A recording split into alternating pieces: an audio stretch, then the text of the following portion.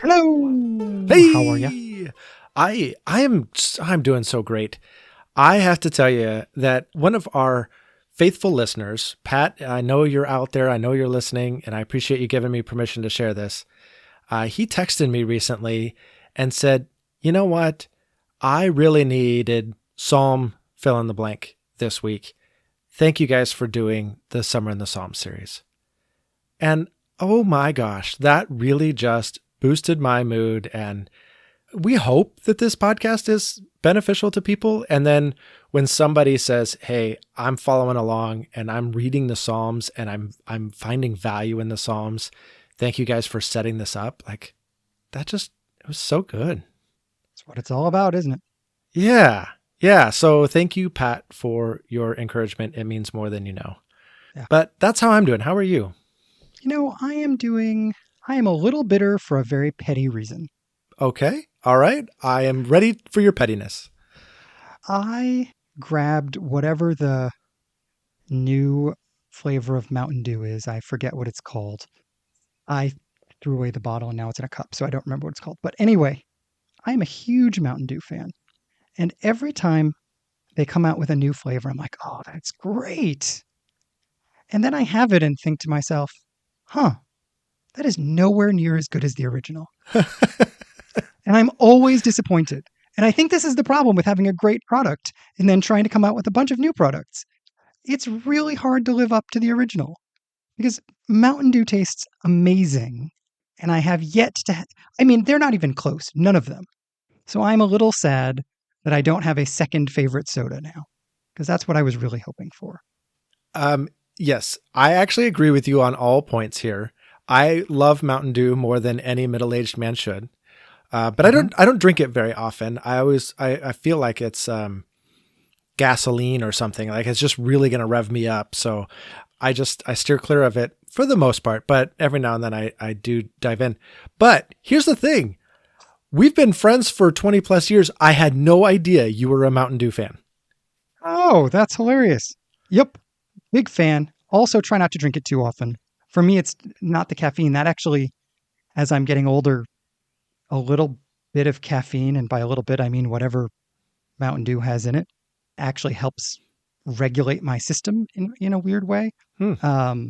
But I do not need all the sugars and things that are in soda. So, but while health tips with two middle-aged men is a great thing to get from our podcast. Oh yeah. I'm guessing it's probably not what you called about. Nor why anybody tuned in today. They didn't look at the title of today's episode and go, "You know what? They're talking about Mountain Dew and I can't wait." Yes. I don't think that happened. No. So I texted you earlier in the week and I was, we're in the middle of our Summer in the Psalm series, and every now and then we want to make one of the Psalms our main topic of conversation. And I was so struck by Psalm 84 this week. I have questions about it. I just love this about it. There's so many things I want to talk about from Psalm 84. So I texted you earlier in the week and said, we have to just talk about this. And as I understand it, in our pre-recording conversation, you have already dived in. Divin? We've done this before. I have divin. Yes, we're bringing it on. Divin is our word. We're going to get it into the OED. We are. Okay, so you have divin into this text already this week. I have. I was super excited when you texted because my thought for this week was going to come directly from this psalm. And I just highlighted it and left it as a question. And then you texted me, and that invited me to dig into the psalm and some of the aspects of the psalm a little bit more deeply.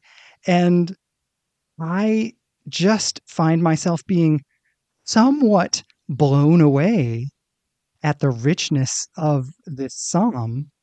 And now I have lots of thoughts and a host of questions, and I am super excited. What? Yeah, it was a nice little pun, a host of questions, because my very first question about this is, what in the world is this hosts thing? So I thought you were making a pun there. Oh, if I was a good journalist, I would have used that as an intentional transition moment. But so speaking of the host of questions that I have, Josh from Oregon, what is your first question about the text? That was not awkward in any way. I'm smooth.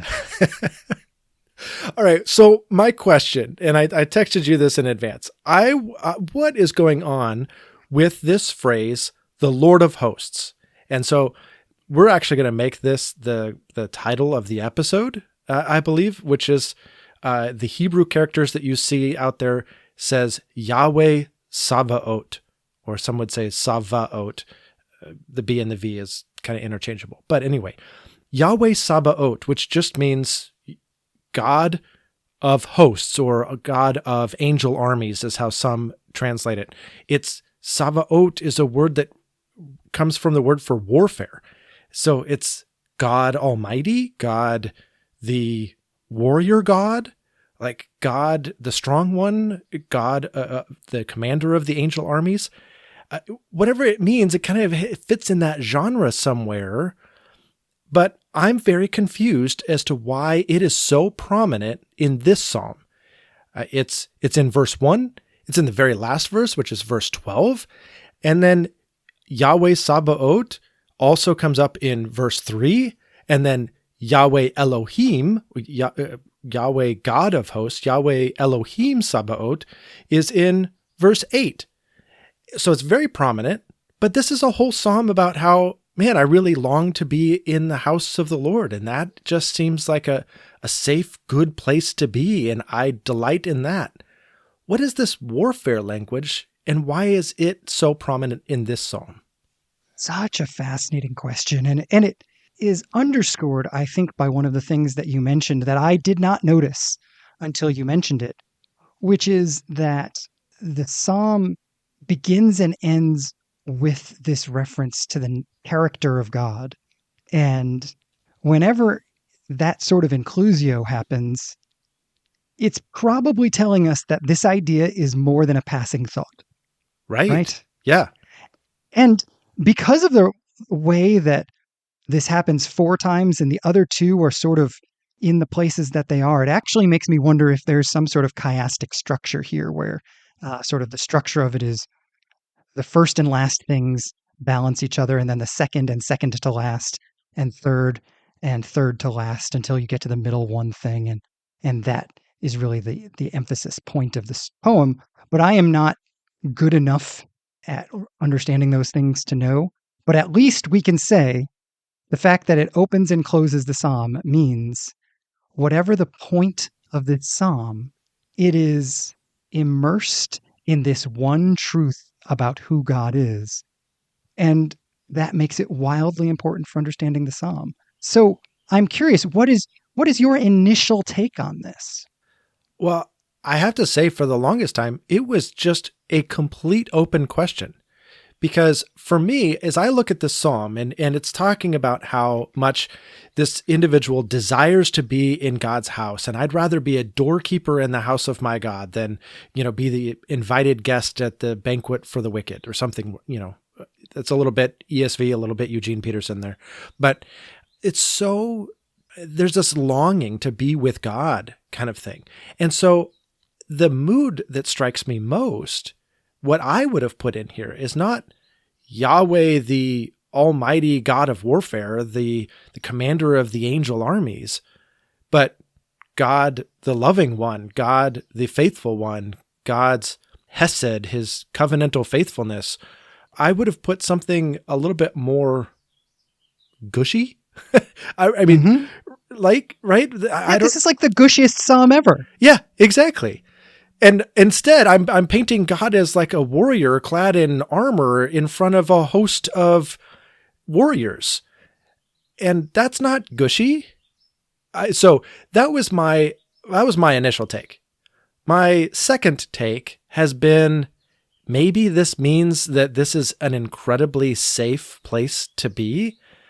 So scholars believe that this was a psalm that people would sing as they marched to Jerusalem on kind of like a pilgrimage to the temple kind of a thing. And as they're marching to the temple and as they're anticipating being in God's house, right? They come around the corner and there is this great city of Jerusalem and there is the temple, and it's such an exciting moment. So maybe they're looking at the defensive walls of Jerusalem sitting up on a hill, the fact that this is the Lord above all lords, the God above all gods, and they're going to his house, and maybe there is this mightiness to it, and then there's this safety and security in being able to go into his house. Maybe that's associated with it, but I don't know. That's just my second take. Can I throw a hypothesis your way and Please. see if it rings true? All right. I am going to be on very thin ice here because I am going to suggest that translating this Lord of the Angel Armies is wrong. Oh, okay.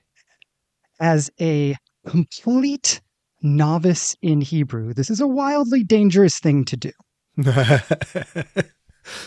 I can't wait to hear what you want to say, though. Okay, so here's what I did. I went and looked up this word Sabaoth just to see all the different ways it's used in the Bible. So I just got a list from Genesis to Malachi of all the places it's used and how it's used. And I really only went through up to the Psalms and just started looking through. And so there's really 3 ways that this gets used. One is that this gets used for the host of heaven, right? The Genesis chapter 2, verse 1, thus the heavens and the earth were finished and all the host of them. Mm-hmm. That's the first place I think this word comes up in the Bible. This started me thinking about what the connotations of the word are, because from that, I would not assume that an army connotation is necessary. So I wondered if the word is broader than army. Okay. The same way our English word means host as in a army host, but it has broadened out to just mean a lot. Sure. So that's the one way. The second way is kind of the main way that it's used, which is the army host. And there's 1,000 times it's used. I don't know how many, hundreds of dozens, I don't know, lots of times it is used. It is kind of this common word for the commander, whether speaking of God or speaking of just a human commander. But if you're saying the commander and his army, you would say the commander and his Sabaoth, right? So there's this clearly obvious army idea. And the third one, and this comes up almost as many times in the Pentateuch, is sort of summed up in Exodus 7:4, where God says, I believe to Pharaoh, then I will lay my hand on Egypt and bring my hosts, my people, the children of Israel, out of the land of Egypt by great acts of judgment. And I think this is significant because if this psalm is a traveling psalm, this is a pilgrimage psalm, all through the desert pilgrimage of the people of Israel, they are called the Sabaoth of God. That's his word for them. And here's what I'm going to hypothesize. This is where that's all just data, but now I'm going to make an interpretive leap. When we think of God's army, and that's really what the words mean, right? Yahweh Sabaoth means the Lord of hosts. Literally, it just means Yahweh, God's name, the Yahweh of the armies. Right. Right? Yeah. And Peterson adds the word angel to make sure that we all know it's not talking about just a bunch of people. It doesn't just mean a crowd. It means an army. Mm-hmm. But here's what I think is interesting. I am going to hypothesize that when God shows up to do war, we think of him coming to do war in a very American, Rambo kind of, if If God showed up to a standoff with Pharaoh and Pharaoh says, "Oh yeah, you and what army?" We want God to show up with this decked out bunch of angels who have like bazookas and like straps of ammunition crisscrossing them and like swords and right? Yeah. This is what we want. I think if we were to ask Gideon, what kind of army does God want to show up with? God's approach to leading a battle is not to show up with a great army. Instead, it is to show up with a ragtag bunch of refugees that make it look amazing when he wins anyway. And so, whether it is, like I said, with Gideon or with, I think there's sort of a tongue in cheek joke of calling the refugees coming out of Egypt a Sabaoth of God. There's a joke there. But it is a joke that points to me, and God says, "Me and what army?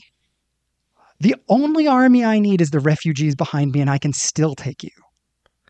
So this term, Yahweh Sabaoth, gets used some 280 times or something like that in the Old Testament. And it seems like a formal title for God.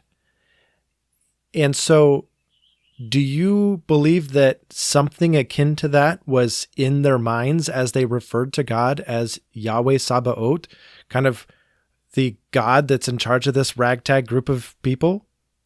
Yeah, yes is too strong of a word.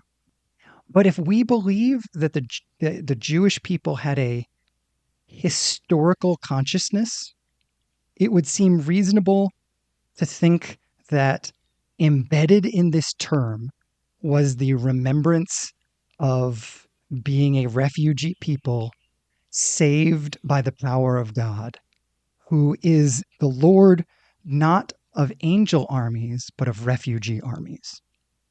And that profoundly enhances his glory, not diminishing his power. Because the point that God is always trying to make consistently all the way up to the cross is, I don't need what you think might is. And I guess that's what I'm thinking is, I'm guessing our human definition of might is seeping into the way we read this phrase when it shouldn't. And I think that would make a ton of sense in the context of this one psalm in particular. Here we are, a bunch of people traveling on our way to the temple, which is an intentional reenactment of leaving Egypt and coming to the promised land. And who are we traveling with? What gives meaning to this journey? It is the fact that we, in all our everyday common humanity, with all the boringness of being a butcher or a farmer or whatever it was I was back in Bethlehem or wherever I came from, I am traveling with Yahweh Sabaoth. And we are the only army he needs. I do like that imagery, and I like how that would shape the psalmist's perspective in writing this psalm. Like, I long to come to the house of Yahweh Sabaoth, the mighty God that is over this ragtag group of people and decided to call it his own. I feel like that gives a sense of longing and a sense of perspective that I elsewhere see in this psalm. So it at least helps. Yeah, it's fascinating to me. And even just to throw one more piece of it, to add to the fact that this is the kind of ultimate meaning of this, way back in seminary, one of my classes on the Old Testament, we studied the tabernacle and the origins of the design of the tabernacle. And in comparison with other, I don't want to say buildings because it was a tent, but other similar structures in the general era and geography that this was being built, my professor was making the argument that the tabernacle was an army commander's tent. That's what this was supposed to be seen as. Not a palace, but an army commander's tent. which again would kind of build into this idea that the Lord of the armies, and it just kind of, think about what this means in reference to the Beatitudes that we talked about. It just turns the world upside down. Suddenly, the blessed, the insiders in the army of God are these outcasts. Yeah. I mean, this is such a goofy analogy, but it's like saying between me and Michael Jordan, we have 6 NBA championships. Yeah, no, exactly. Yes, that's a perfect example. Yeah. Yes, thank you. Thank you for saying in 30 seconds the point that I was trying to make for the last 15 minutes. That's exactly what I think. I think that is the joke that God is making when he calls his people his army. Yeah. It definitely fits theologically with the rest of Scripture. And so I don't think you could be terribly off. I think anytime we're trying to determine what was in the minds of the original author, we're always on somewhat shaky ground. Mm-hmm. And so I would, in that light, like to explore that further and maybe read some of these passages where Sabaoth is used, and particularly where Yahweh Sabaoth is used, to see if that sense of it might exist in other passages. But I can see it in this one for sure. Yeah, that's exactly how I feel. Like, we always have to remember the difference between facts and interpretations. It is a fact that God refers to his people during their exit from Egypt as his Sabaoth. Now, how I interpret that in light of the other ways that this seems to be used, the fact is the fact. My interpretation is always in question, right?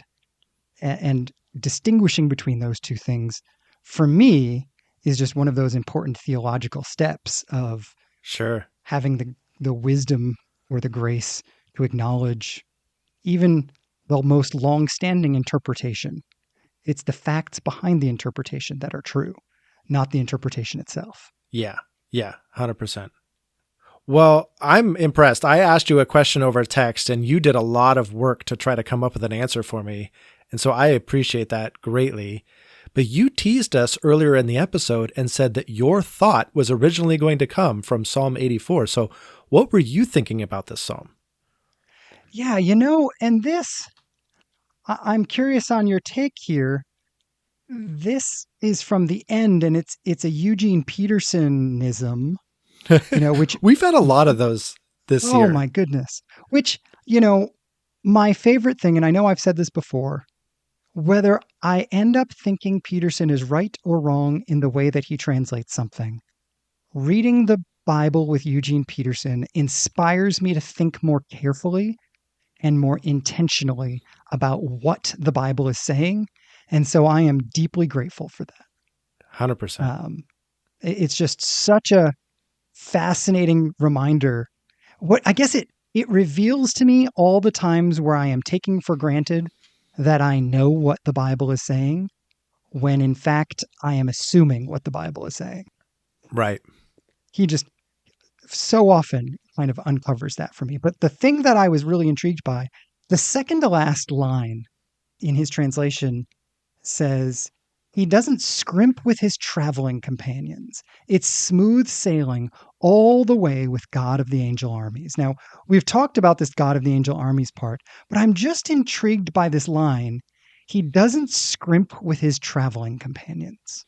And when I look at the ESV, the line it's clearly coming from is, no good thing does he withhold from those who walk uprightly.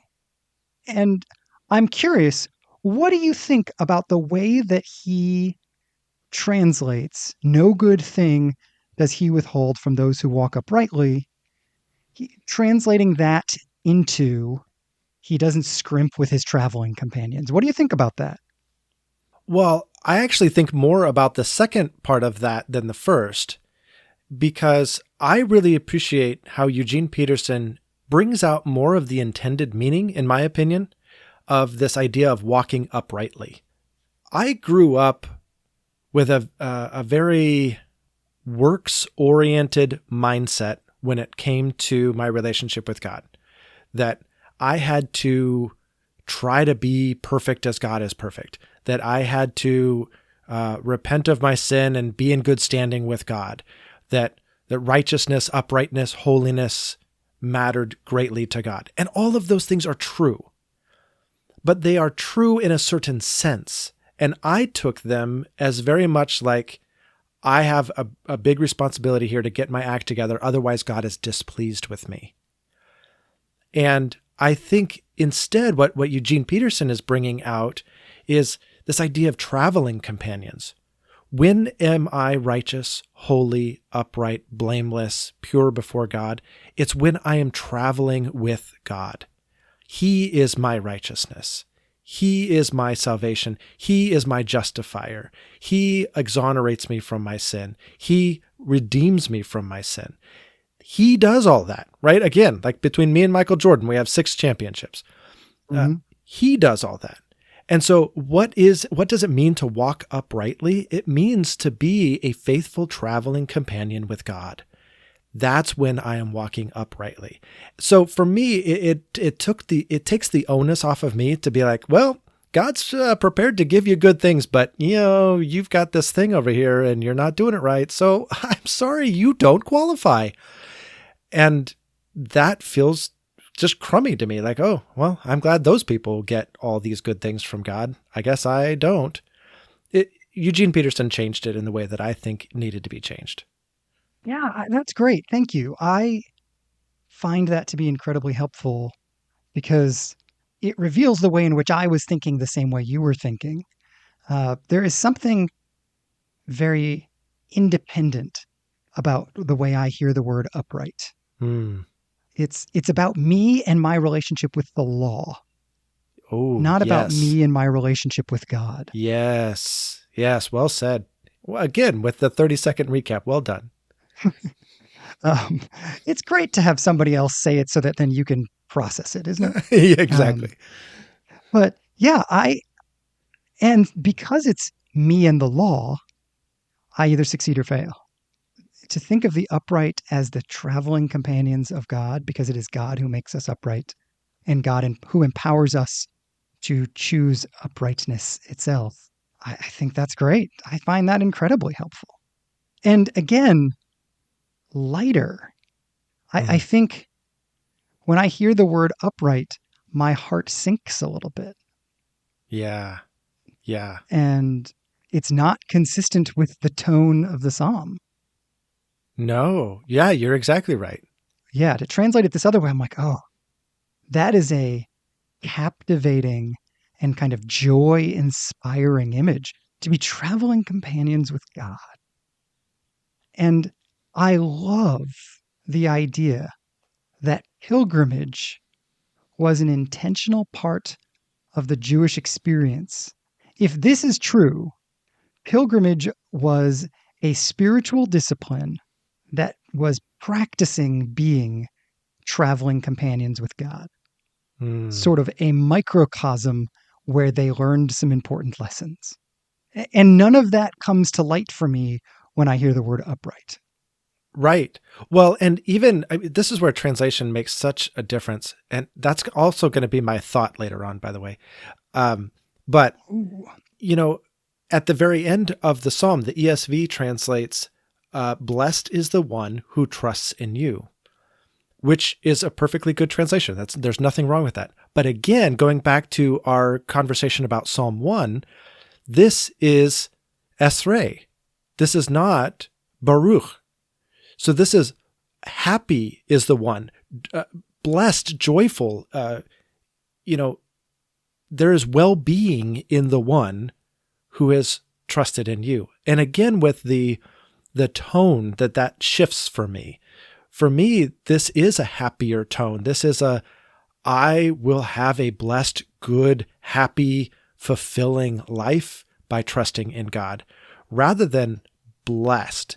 And blessed sometimes for me, again, has this moral sense, like God is only going to bless certain types of people, and maybe I'm going to get a blessing and maybe I'm not. I don't know. It's almost like there is a happy sense that you get when you are putting your trust in God and you're following him. You're on a traveling, you're God's traveling companion. Again, with the kind of silly analogies, if I say you're a good person, that has one emotional tone. If I say, boy, that was a good steak, that has a different emotional tone that speaks to a level of satisfaction Yes. and sort of savoriness of the experience. Yep. That I think when we use the word in a purely moral way, we drain out of the word by accident. Yes. And we do this all the time, right? Like you and I go on vacation every other year or thereabouts together with our families. And if I were to describe that as a morally upright experience, that would be sad, right? Like, man, yeah, it's great that we didn't sin together. Or to say it like this, right? If you do this, your relationship, your friendship will be blessed. This isn't like some blessing from God that comes from going on a trip together. No, there is a satisfaction. There's a joy. There is a blessing in going on vacation together. It's a different sense of the same word. And like you said, we don't want to drain the emotional energy out of it by boiling it down purely to the moral. Yeah, it reminds me, if I was saying pilgrimage is a microcosm of something, it reminds me of a buddy of mine, and stop me if I've told this story on the podcast before, but a buddy of mine, Frank, who passed away many years ago, he'd lived a really tough life, and he was still dealing with the consequences in his health and his finances and his relationships of that bad living all the way till the day he died. And one day we were sitting there and I think I was driving him home, and he was talking about following Jesus. And he said, it's not that following Jesus is easy. Anybody who tries to tell you that following Jesus is easier is like selling you something. Man, the difference is at least you're not doing it alone. And he said it with such heart in his voice that you could hear the fact that traveling through life with God was good. And good didn't equal easy, it equaled good. It was a thing worth savoring even when it was hard, because it was together with God. Well, I think you see that even in this psalm, right? And it talks about going through the valley of Baca, right? This desolate valley, and God turns it to springs. There's springs of water that you come across, and even the pools start filling up with water. Like God somehow makes deserted valleys a good thing. Following God is hard and it is good all at the same time. Yeah. Wow. All right. I'm sure we can say 1,000 things about Psalm 84, and we've just scratched the surface. But I do want to turn to the audience and say, we get a lot of comments from some of our faithful listeners that, hey, I listened to your podcast the other day, and boy, I just debated with you guys and argued with you and made snarky comments the whole time. And it's like, oh, well, that's fantastic. Well, what did you say? Oh, I don't remember. Or I don't know. It just, I just disagreed with you on this point. Okay. What did you disagree with? This would be awesome. I would love to keep the conversation going just by asking, how would you like to argue with us? And we've given a lot of interesting takes on this psalm that may or may not hold water. So what did you think of it? And as you dive into the psalm, what do you make of it? How do you experience this psalm and the God that it so magnifies? I just want to know your thoughts. Yeah. So here is the request. Pause right now, which means you're not going to hear the second part of this request. But then when you unpause to find out what else you were supposed to do,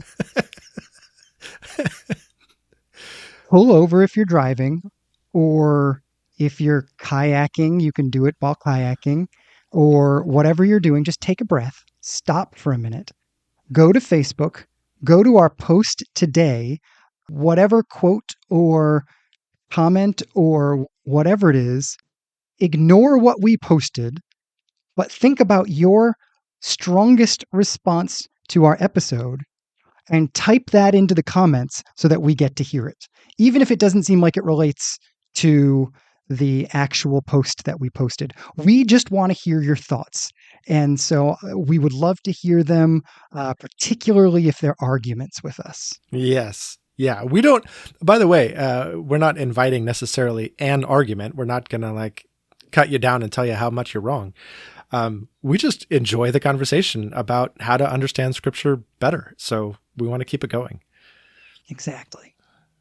So, well, that has been our thoughts from Psalm 84. But we've been in the middle of a Summer in the Psalm series for a while, and I haven't gotten to hear other thoughts from you, Josh from Missouri. What else are you thinking about? You know, this is a continuation of a thought that we've talked about at various points. We have at times in various conversations raised the question of how do you be an informed Christian in a world in which the media is so often unchristian in the way that they speak? You know, it's, and I'm not criticizing the left or the right, I'm criticizing both here. The pundits speak in ways that I do not want to have rub off on me, and so I refuse to listen to them. I just find them, from a Christian point of view, anybody who is that attacking, that mean-spirited, and that angry, I find that offensive. Far more offensive than most rated R movies. So I ask myself, how do I stay informed? And I have a couple of resources that I've come across this week that I found really helpful.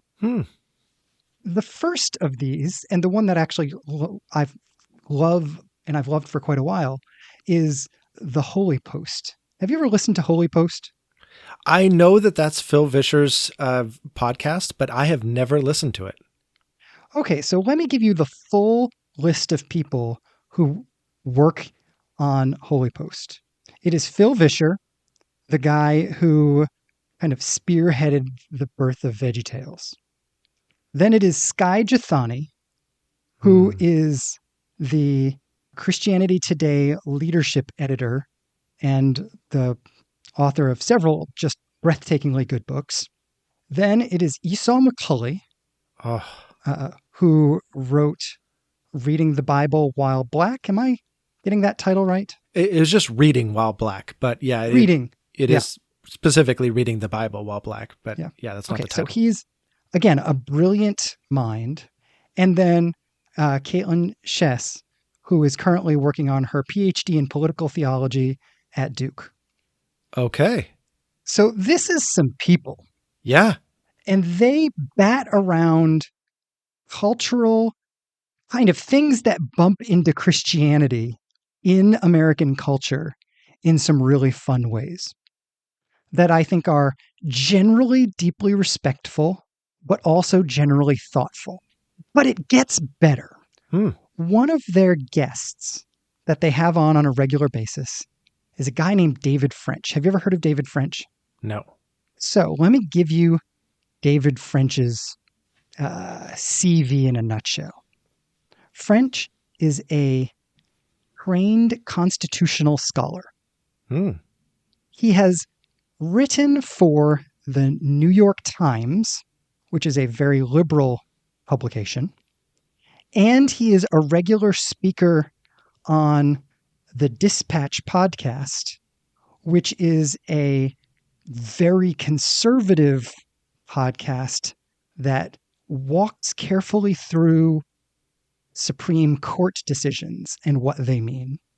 And he is a passionate follower of Jesus. So he's this great Christian who manages to both be loved by and offend people on the left and be loved by and offend people on the right. So whenever he's on Holy Post, they do it on Fridays. And so they call it French Friday. because his name is David French. Yeah. And Yeah. he just talks about political stuff. Then he also has the podcast I referred to a moment ago, The Dispatch, which is just he and his co-host processing out what the Supreme Court is doing and what it means. And I just appreciate the thoughtfulness, the intentionality, and frequently the empathy he offers to people who disagree with him. And I have found both of these resources just to be helpful in the I'd like to be an informed citizen, but I can't stomach CNN or Fox News because I think they're so embarrassing that I just feel gross when I listen to them. Sure. Are those something like great resources? Yeah, they're amazing. But what about you? What have you been thinking about? Well, so somewhat of a life update, if you will. My friend John and I finally, after a year and a half, finished translating the book of Esther. Ooh. Yeah. And so, when you only work on it once a week together, and then sometimes you have to cancel, it takes you a while. So anyway, we finally made it through, and our next project that he actually recommended was to translate select Psalms. Ooh. Which is phenomenal. I don't think our translating is going to in any way line up with our Summer in the Psalms series. So unfortunately, I don't think these are going to correlate too well. But we did start with Psalm 1. And because you and I have already talked through so much of Psalm 1, I wanted to give you just a couple of interpretive decisions that I made in my translation and then read you my translation. Is that okay? I would love that. So we've already talked about Esrei in versus Baruch and how that is not necessarily, like, blessed is a good translation, but it's not my translation. So I did change that to happy. And then there is this word that talks about the gathering place, is how I translate it, of scoffers. And John was pointing out that this is not the normal formal word for assembly, like you would assemble the whole tribes of Israel. It's a different word. And so I translated that as gathering place rather than like the assembly.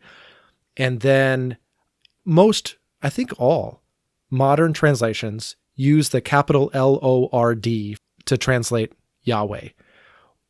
I understand the argument on both sides. I really do. So I'm gracious toward anybody who disagrees. And I'm even hesitant on my own position here. But in a desire to actually know God, I think it is important to know him by the name he gave us. And if scripture says Yahweh, I think we need to translate it as Yahweh, because there are so many personal acts that Yahweh does that I feel like it depersonalizes Yahweh to say the Lord. And so that's my interpretive choice. I understand that a lot of people do not make that interpretive choice. And so if this is offensive to any, I'm sorry, that is not what I intend to do. This is genuinely motivated by a desire to know God more and to know particularly the intimate way that he communicates and interacts with people. And I think using the name he gave us and showing when he is the divine actor, the personal agent in that action, is a helpful way of knowing God better. So that's my interpretive choice there. And so the last thing I want to highlight from my translation choice is where it says Torah. I don't think it necessarily just means God's law.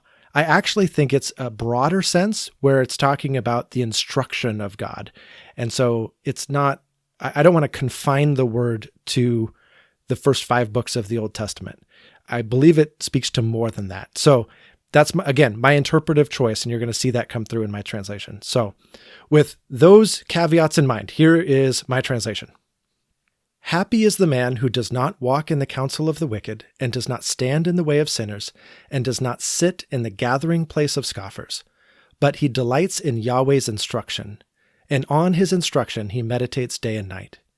He is like a tree planted beside streams of water, that gives its fruit in its season, and its leaf does not wither, and all that he does prospers.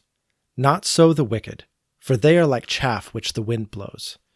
Therefore, the wicked will not stand in the judgment, nor sinners in the assembly of the righteous. For Yahweh considers the way of the righteous, but the way of the wicked will die off. Again, it's not all that different from any other translation, but it does have some of those key differences. And I think, to me, they matter. And to me, they make a difference in how I understand the psalm and how I relate to it. And so I guess my general thought is not, hey, look at my translation. It's much more, look at all the decisions that an interpreter, a translator has to make. And boy, all of those decisions add up to big things in my mind. Yeah, that's fascinating. So you said that you just finished translating what book? Esther. Esther. Okay. So when is the West Coast translation of Esther going to be available to the public? Never. Yeah. Esther was so hard. It was so hard. It is post-exilic Hebrew, which is very, very different. So we started in Genesis. And so we went from like one end of the Hebrew spectrum to the other. There's probably like over 1,000 years has gone by between when one was written and the other. And so the Hebrew is very different. Some of the constructions are really vague. Some of the word choices are so unique that scholars are not entirely certain what the definition of some of these words are. And at times there was really no way to bring across the idea word for word. You really had to go all Eugene Peterson on it. So no, I'm not going to be publishing that at all. It's I'm practicing Hebrew translation. Well, I love when your continual commitment to keeping your Hebrew fresh seeps into our conversations, because there's a lot to gain from that. Yeah. And, you spoke earlier about how it's kind of risky when a non-Hebrew scholar talks about Hebrew.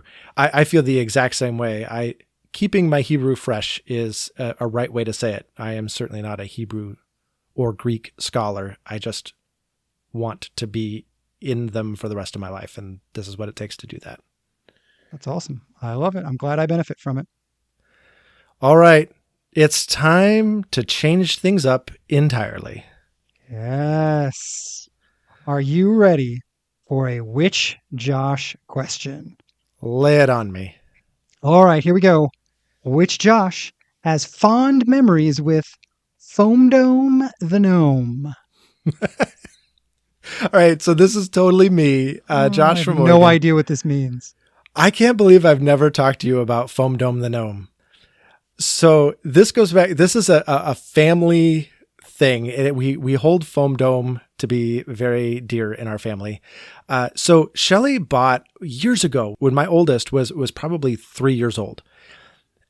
She bought this tiny little plastic gnome that's no more than like 4 inches tall. And he's got like a little backpack on. He's definitely ready for travel. And the idea is that you take him on all of your travels and you take pictures of him on your vacations. But it also has like a unique serial number at the bottom. And so it's supposedly like you can go to this website and post pictures of your gnome in all of these different places and kind of track their history. Or you could even like leave the gnome at a hostel, and the next person could pick it up and go to this website and be like, oh, look at all these adventures. I guess I'll take this gnome on more adventures, and then I'll leave it somewhere for somebody else to take it. So she bought this little gnome, and then she pulls it out of its package. And it was like one of those evenings where your 3-year-old is just running circles around the room and just over and over and over. He's just doing crazy things. And so Shelley pulls it out of the package and she's like, look at this gnome I got for all of our travels. What should we name him? And my son, bouncing off the walls, he's like, Foam Dome the Gnome. And we're like, that is a fantastic name. And so, yes, that is Foam Dome the Gnome. And he has gone on lots of vacations. We have like lots and lots of pictures of Foam Dome in the oddest locations you can think of. That's amazing. I love that. I love family traditions in general, but that is awesome. Yeah. Yeah. Foam Dome the Gnome. He's great. I think that's brilliant. Well, hey, you ready for another conversation next week? I can't wait. I'm looking forward to it. All right. Well, I'll talk to you then. All right. Bye-bye. Bye.